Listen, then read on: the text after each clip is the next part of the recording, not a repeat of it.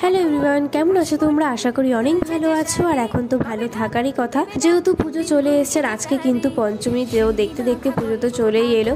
তোমরা কারা কারা কোথায় ঘুরতে টুরতে যাচ্ছ অবশ্যই কিন্তু কমেন্ট করে আমাকে জানিও। আর আজকে আমার যাওয়ার ছিল নহাটায়, একটু পার্লারে যাওয়ার ছিল, যেহেতু সবাই তো এই পুজোতে নিজেকে অনেকভাবে সাজাচ্ছে, কিন্তু আমি তো শুধু ওই নেল এক্সটেনশনটাই করলাম। তাই ভাবলাম একটু যাই নহাটার থেকে পার্লারে ঘুরে একটু ওই থ্রেডিংটা আর একটু ফেসিয়াল করে আসি। আমি কিন্তু সত্যি কথা বলতে লাইফে প্রথমবার ফেসিয়াল করলাম, এর আগে কখনো করিনি।